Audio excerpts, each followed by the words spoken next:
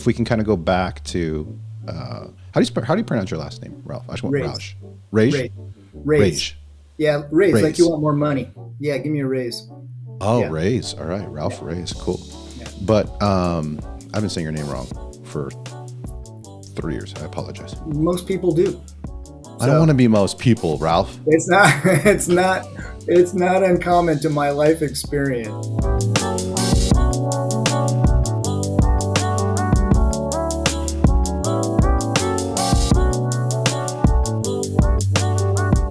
Yeah. What's the origin of your surname?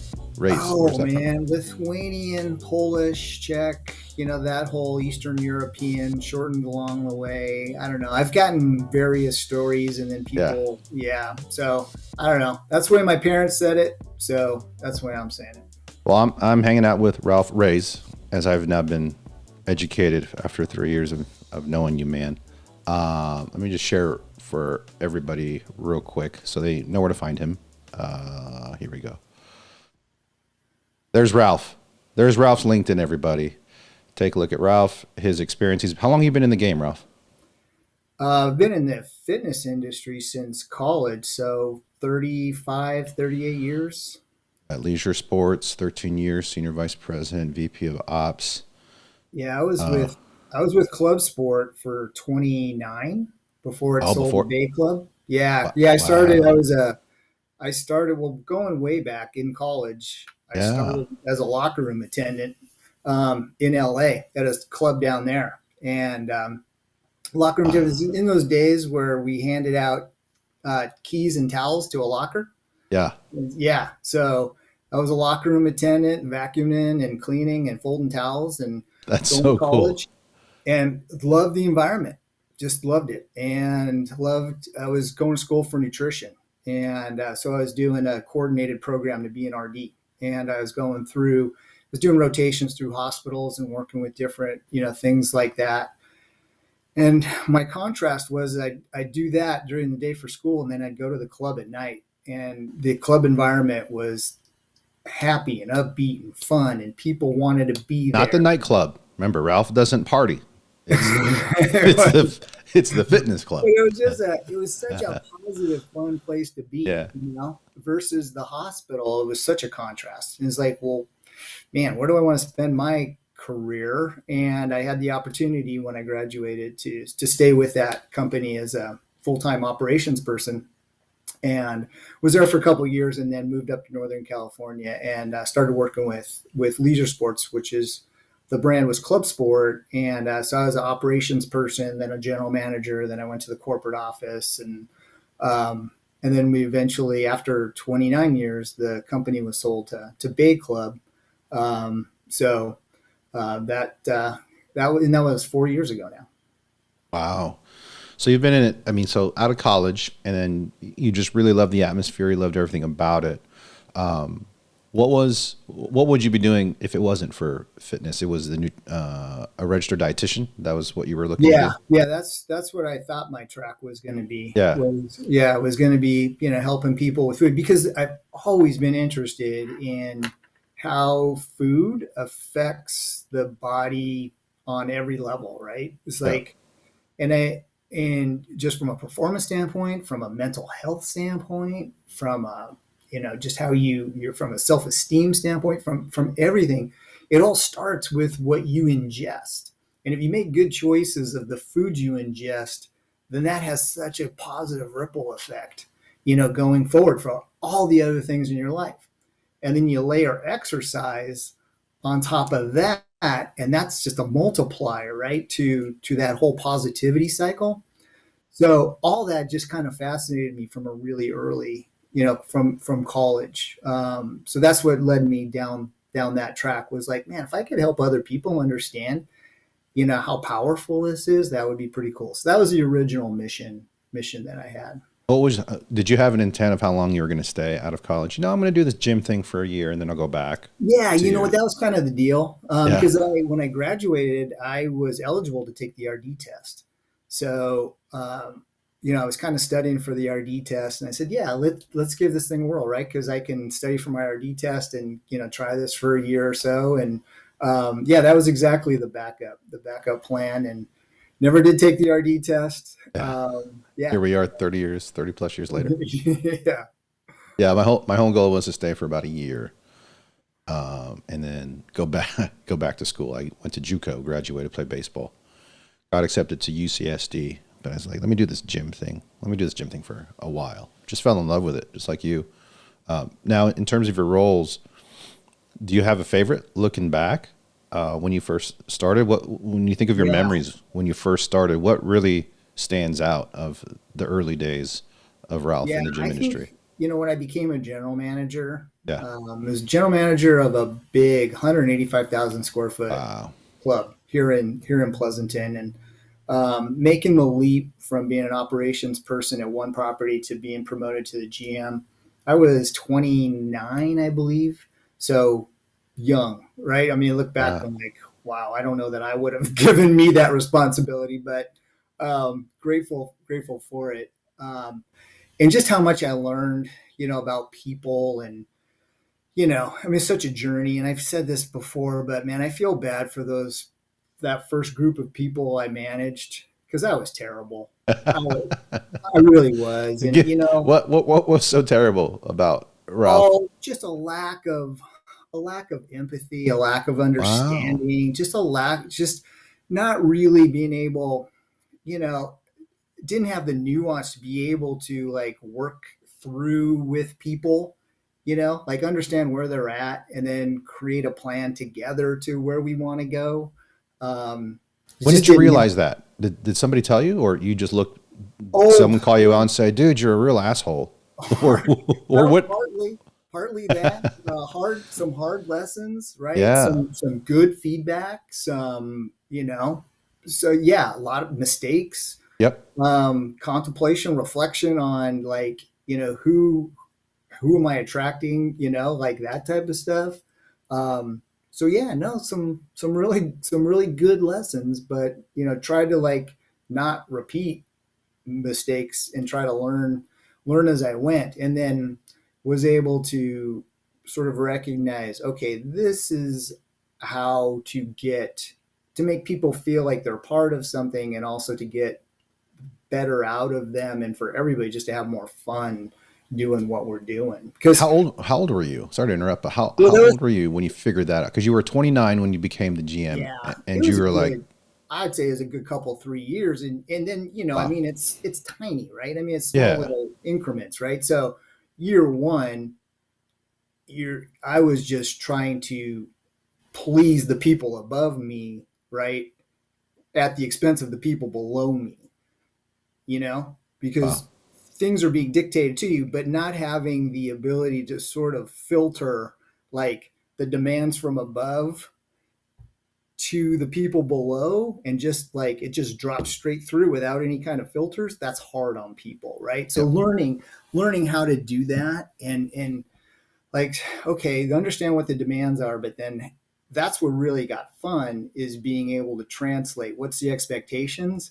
Okay, now we've got a team that we can work together to understand, and how we can accomplish the expectations and goals in our way, because we understand rather than just taking an order. And And I really, it's interesting because I talk to a lot of people, and we talk about the good stuff, and thank you for being so candid of how bad you were in the beginning. When you look yeah, at those 3 years from 29 to 32, when in 32 you kind of started to understand, rather than focus on the good, I'm curious if you would indulge me. What are some of the things, lack of empathy, but what are some of the things that, as a bad manager, I guess you could say, that you remember that are different, now when you turn 32, 33, and obviously now into your career? Because when you say that, it doesn't register with me. I've known you for about 3 years, and we've interacted and different stuff, and it's been fantastic and very understanding. So I would really like to go there. What are some of the things that stick out? Like, wow, I was bad at X, Y, Z, and maybe that can be some value for some up and coming or yeah, I veteran think managers. I think probably just generally is just understand the human element of what people bring, right? That people have birthdays, people have celebrations in Wow. life, people have babies, people have deaths, people have they have stuff that happens in their life that does affect their work. And to the extent that we are there with them and supporting them through those things, either celebrating with them or supporting them through those things, is really what sort of the payoff is later. Because, and it all comes down to just that being caring about people, but it's Yeah. really the action, but it is that's where the action is. There's an opportunity for action at those points. How You did you know, handle a birthday or well, you know? funny story. Uh, at first, I did not handle birthdays at all, and the previous general manager was really great at the soft skills that I took her place. She was great at the soft skills. Excuse me. And so an example of this one was the birthday deal, where I didn't do birthdays. Right, they didn't do them in meetings. I just didn't. It felt like it was just sort of a waste of time, and we got to stay on track, and we're staying. We're not. We don't have time for that. So there's this one individual, this one manager. It was her birthday. She came to a meeting. She brought her own balloons to the meeting and tied it on the back of her chair and brought her own cake in to the meeting and did like, hey, if anybody wants to stay for cake after, I brought my own cake kind of thing. And literally that's what she did. And that was like, okay, that was like a good learning, really good example of like, need to lighten up a little bit and like, create a little space for fun and stuff. So that was one kind of slap in the head example. Yeah. And how much of it maybe was personality from growing up and your influences? Maybe you're just so super focused. And how much of it, if any, was the stigma of the fitness industry of go, go, go? Because, there tends to be a badge of honor when it comes to being a hard ass or being tough, at least in back in the day. I was in the gym industry in the 90s. I've chatted with people that were there in the 70s and 80s, and they've shared there was this sense of, you got to be, it's kind of hardcore, not as personable. Where did you learn that? And I'm assuming it's a bunch of those collections of someone bringing in their own cake, maybe mentors that said, "Hey, Ralph, maybe you need to pay attention." But I'm curious if you could expand on that. I think being able to see what the difference that makes when you do that. Like I said, there becomes these opportunities like when somebody has a baby to be able to celebrate those things. So really understanding that that's not a waste of time. I mean, that's not frivolous time. That's a good investment in time Yeah. because people then understand that I'm part of an organization that cares about me as a person. Conversely, if you're not doing that stuff, then they're convinced that I work for a person or I'm working in an organization that doesn't give a crap about me as a person. They just really want my output. Yeah. And that's short-sighted, right? That's short-sighted because we know when we capture, and this is stuff I know now, but when we capture people's hearts, that's so much more significant than just day-to-day output, right? And so that thinking that those soft things are a waste of time is really the short-sighted thinking that I learned over time. That no, actually it is working. It's a different type of working. Spending the time talking to people about their weekend or something that's going on is not a waste of time. It is a part of our job, right? To help people understand that we understand that they are humans and that we're there with them through those types of things because it ultimately pays off, as Yeah. people buy into the organization, they buy into you as a leader, and they want to be around you, right? So those are, I guess, sort of over the course of time, the different things I've learned. Yeah. What is it? John Maxwell. It's not, they don't care how much you know until they know how much you care. Yeah, I yeah, think, I think he said that. Yeah. yeah, and really, but really, like, okay, what does that mean though, right? Because everybody's got those goofy posters we can put up in the break room that have that kind Truth. of stuff on it, but it's really like, okay, daily putting that into action, right? And even when it's not easy to put it in action, like when you're under stress and you've got a lot going on, like, like your stress, like as a manager, isn't everybody else's stress, right? So they're not going to have, right, that same type. So sort of projecting that on them isn't helpful to anybody. So how do you do that? Maybe for someone that, Ralph at 29 and a half or 30 before you turn 32, what would you tell him now from making that a priority? Are there action steps, tasks that can help shape that you would recommend to Ralph at 30, daily tasks? Um, yeah, I think definitely feedback, getting open heart feedback from people you can trust. Yeah. That people you can, that there's people that will be looking out for you, and there's people that are only looking out for their own agenda. So feedback from those different people, it's good to know who's who, right? But getting feedback from a variety of people, I think is really helpful. And it's not always just, hey, give me your feedback. It's a lot. It's being able to sort of read body language, read conversations. Like, are they laughing and smiling in meetings, or are they just looking to get out of those meetings as quickly as they can? Yeah. Right. So really, I think those are the types of things. Like, are people, like, do they engage in activities, like that you're trying to do something, maybe something fun in the club? Do they engage, or are they disengaged? Like, and I think if the majority of the people are disengaged, then it's probably you. If it's one or two people, then it's probably them, right? That's sort of like, have you created the culture? Well, then you may have some outliers. Whatever the outliers are, is not the culture, right?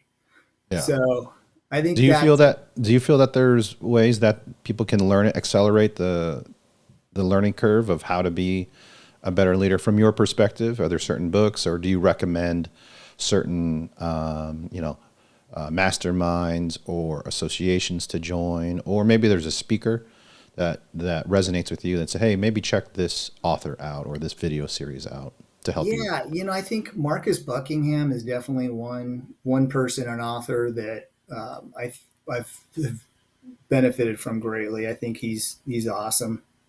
Um, and I have been a part, and you kind of mentioned about turning 32 or whatever. You know, there was a lot of bumps all the way through, Lyle. Yeah. So I don't want to make it sound like No, something I get it. magical Yeah. happened. I mean, we're kind of using that number, but just there was still a lot of learning Well, that being happened that you're 35, after right, Ralph? that. Um, So I Marcus Buckingham is a yeah, good one. yeah, really good, Is this really good guy. Marcus Buckingham? Is that the guy? Um, yes, Love plus work. yeah. Um, This is not sponsored by Marcus Simon, Buckingham. Simon Sinek too. I mean, he's awesome. Yep. I mean, he's Yep. right. Simon. He's right in that same cultural sort of idea that we're whole people. We're not Yep. work people, and we're not work people, and we're not. God, that's my mom. My mom keeps calling. You want to I take it real quick? I know it's okay. I can call Okay. her back after. Uh, she assumes that she doesn't call the right number is the deal. So My mom she'll does. My mom does the same thing. My mom still will still call and still leave a phone number, or for a callback. Yeah. and she'll still say, "Hey, if you can hear me, pick up." She'll, she'll Lyle, this is Ma. Lyle, hello, Lyle. It's a Oh, moms are crazy. digital voicemail, mom. So I did, yeah, I did. I was in a Rex roundtable Okay. for probably like 7 or 8 years, Yeah. and that was awesome. I mean, that was absolutely fantastic. Um, yeah, a great group of people. Eddie Talk facilitated, Yeah. did a great job. So I was really blessed to be in a really good group, very supportive, and really, we were together so long that, we spent a lot of time together, but conversations were very real. And that was always very helpful about, How do you find that? Maybe you're an up and coming manager or personal trainer, fitness consultant, or in your another vertical. How do you try to create those types of relationships? What recommendations do you have other than trying to find an association or another round table? Yeah, I think How can you do that? I think finding the association is really important because that having a facilitation is really important because trying to do having the discipline to do it on your own is hard, Yeah. right? Yeah, like everyone like, oh, you should network and you should meet people. Really hard because people. So unless you have the discipline and that you're actually paying for it and you have the responsibility to yourself and to the group to be there, it's difficult. So I would definitely say that.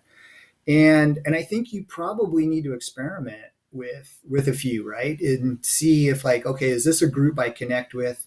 Do we have enough information and similarities that I want to be a part of this? That do I feel good enough about it that I'm going to commit emotionally and physically to be there? Because that was the magic of that group, and the group's still going. I'm just not in it. Yeah.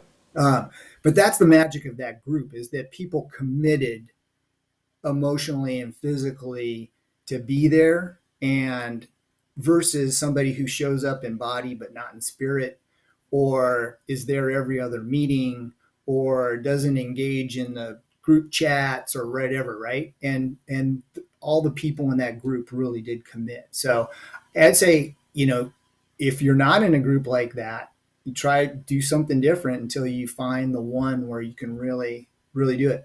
I know a friend of mine was working with Todd Durkin in his mastermind group. Yeah, impact, I think, is what it is, or something I don't like know, that. that was Durkin masterminds, Is it but Durkin? I know he likes to make an impact, but yeah. yeah. No, my friend Jarrod Cogswell, who I worked with forever. I interviewed Jared. Yeah.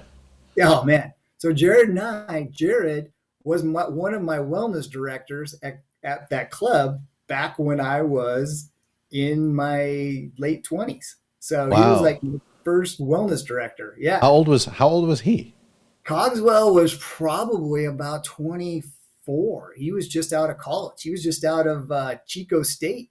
Yeah. Yeah, So I just interviewed Jared last week. It hasn't gone. I haven't released it yet, but yeah, he's talking about mentorship and surrounding oh yourself with the man, right yeah. people. That's pretty cool. That's cool.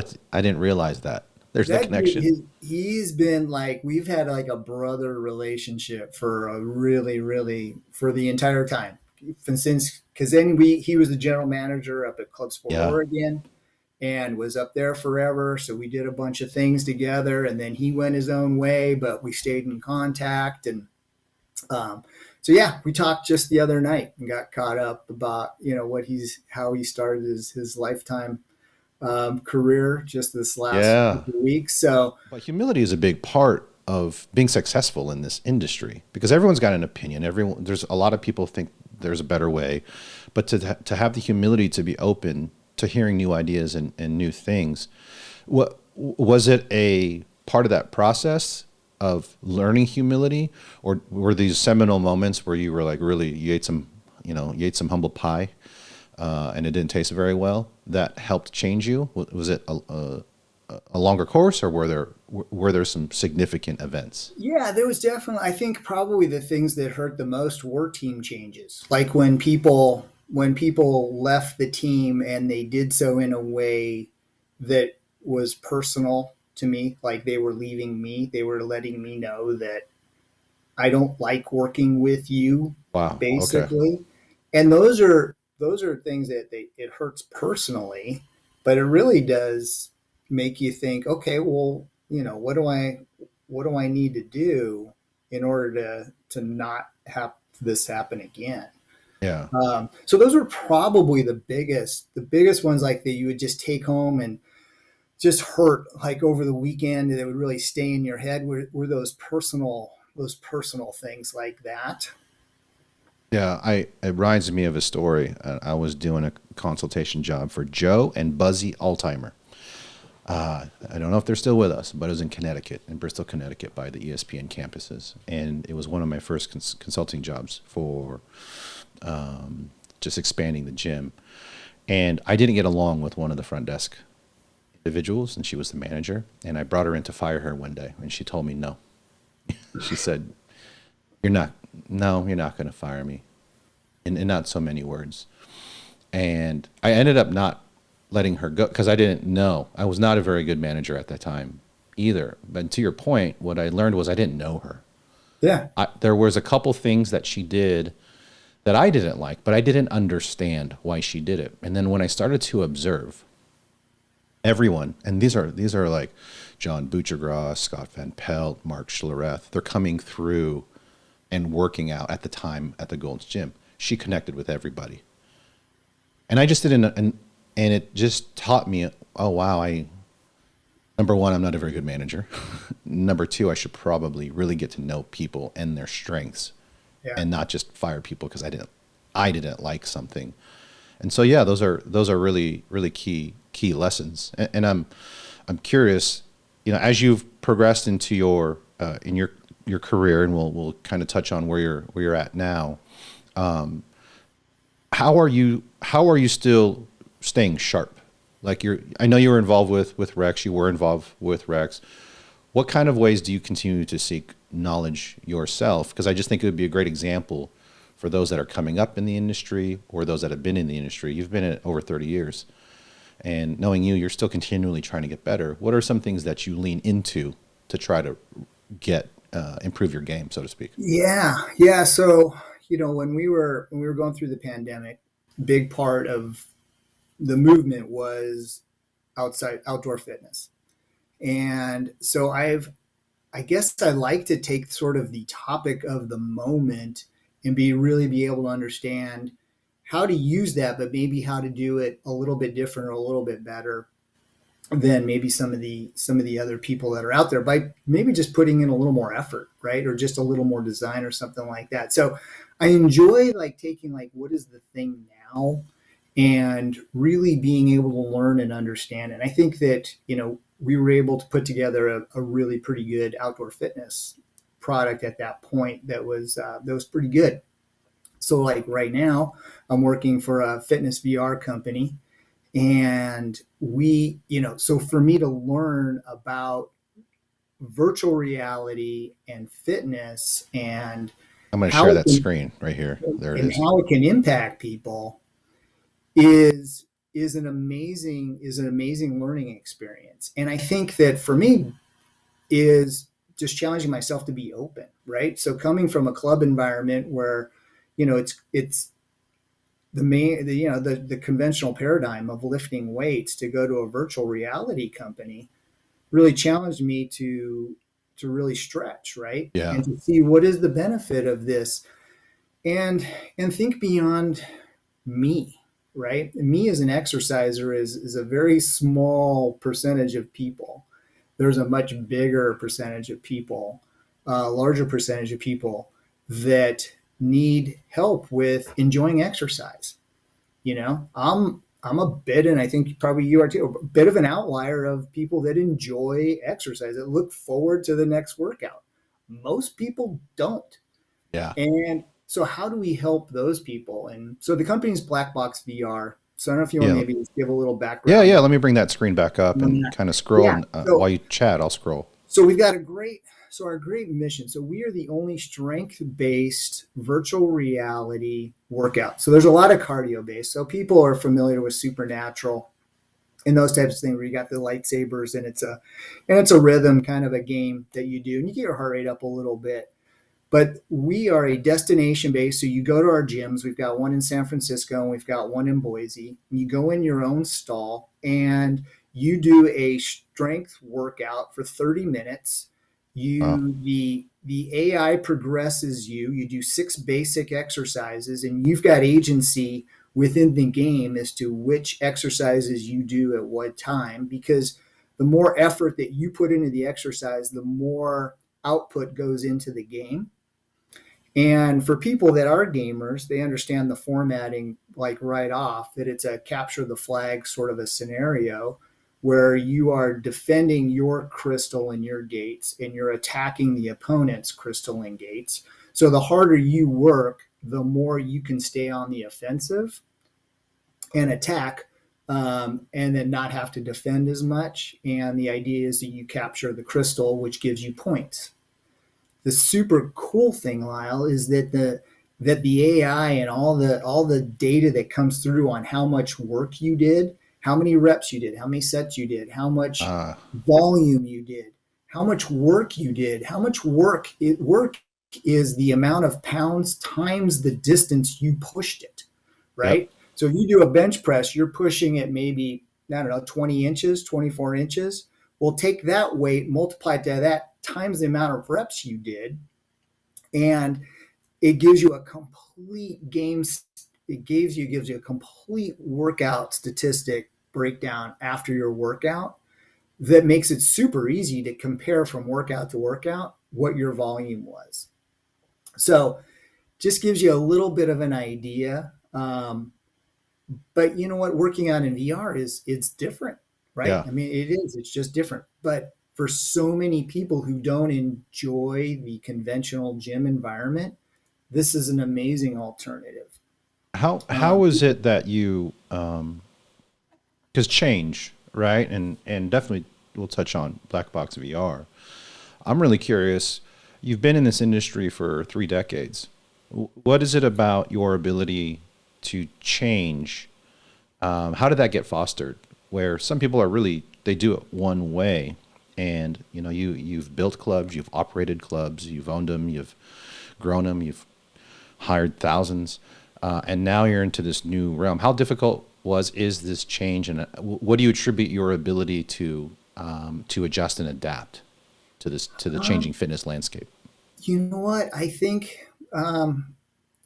don't know. I think a desire to be relevant, to be involved, and to be wanting to be a part of the industry in different ways. And the industry's changed a lot, right? I mean, Yeah, there isn't the regional clubs. There's a lot of differences that have happened over the course of the 33 years.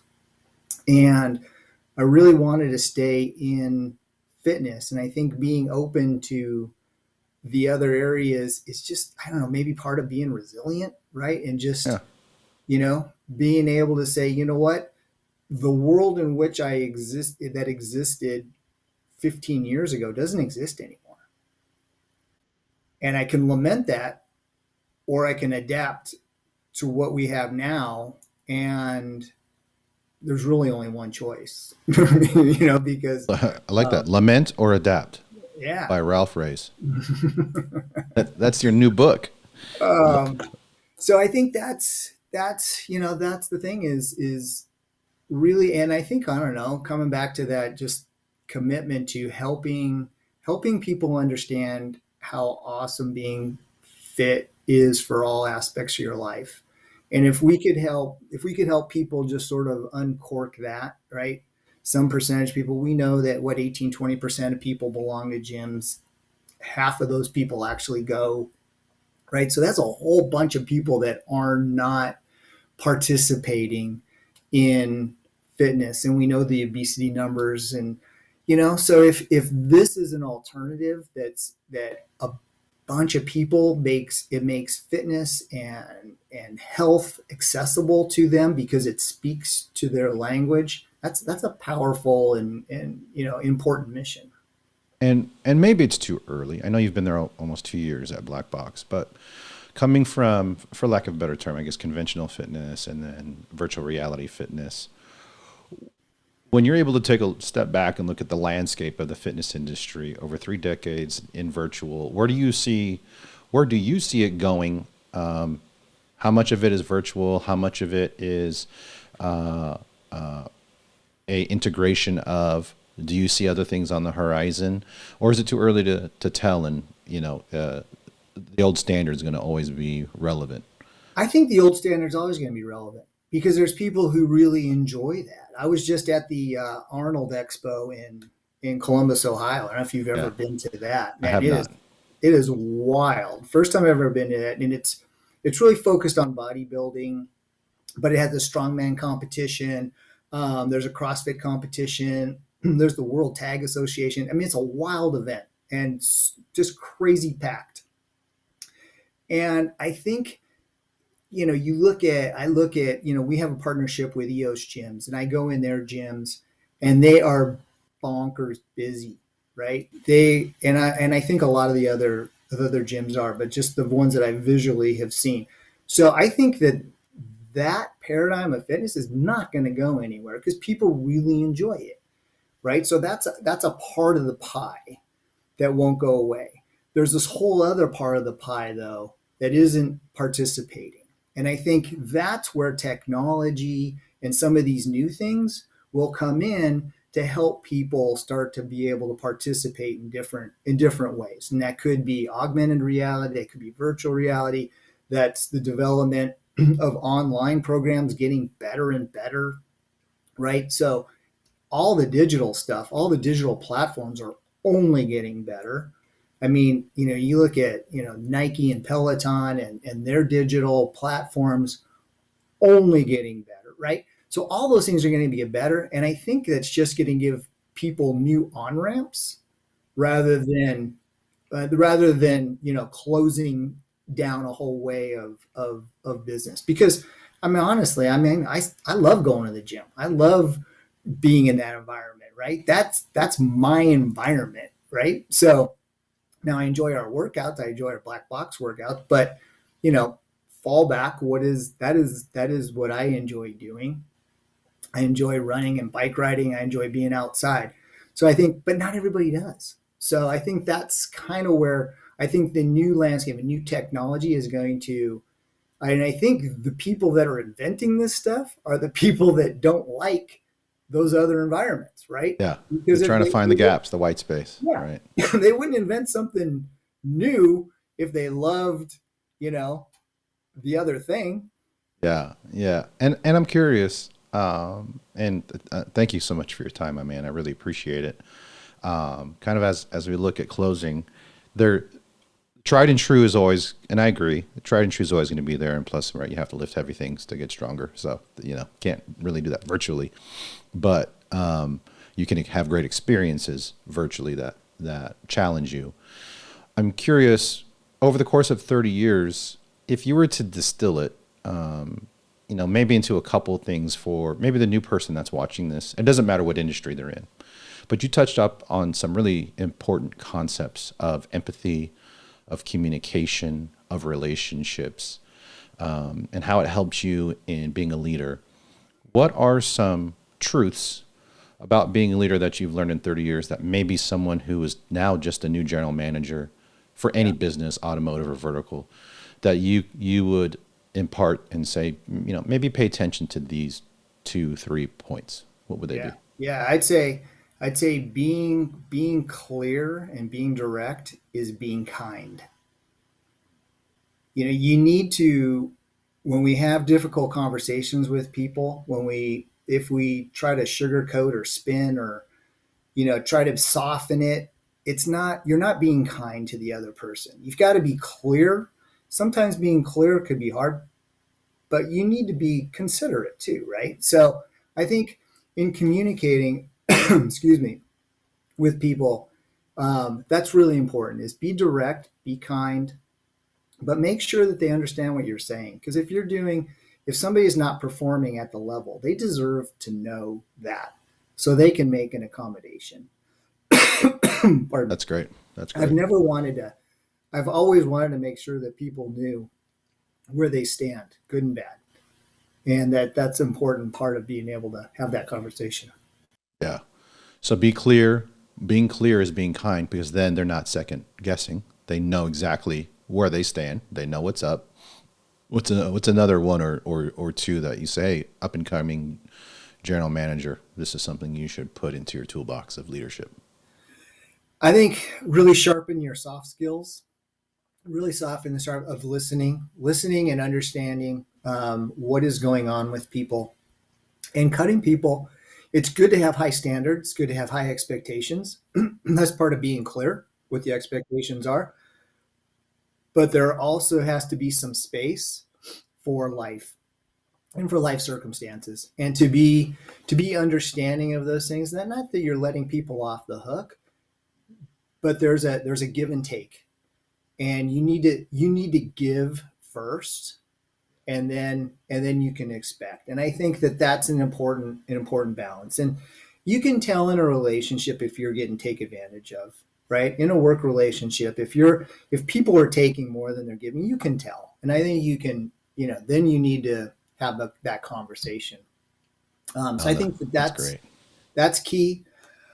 I think ultimately trust is, you know, uh, in a work relationship is still foundational, right? Because if we trust each other, then I'm not having to worry about, are you on the clock? Are you not on the clock? Are you doing the right thing? Because all that crap goes away if I trust you.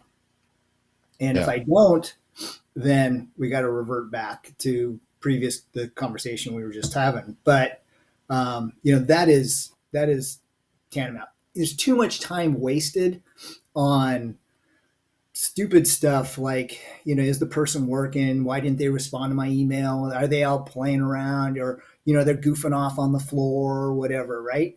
Too much time's wasted on that kind of junk. That's just low level, below the line kind of activity, that when you know that somebody's bought in and they're bought into you as a leader and to your organization, then you don't have to worry about any of that junk.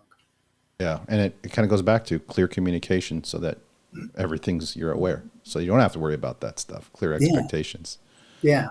Yeah. No, this has been great, man. What's in store for Ralph in the future? I know we're just kind of projecting out there. You've been at this game for a while, my man. Staying in Yeah. it for a little bit more. Yeah. Or are you going to go back to school and get your, you're going to finish? No, Black Box we're a startup. We're just getting started, and we really feel like that we've got the opportunity to impact a lot of people in a positive way. Yeah, so we're gonna keep pushing hard on that. We're looking at franchising out of our two standalones that we have now, and what that opportunity could bring going forward. So yeah, that's my focus right now, and personally, just working on my bike riding and running and staying fit, and yeah, working hard working.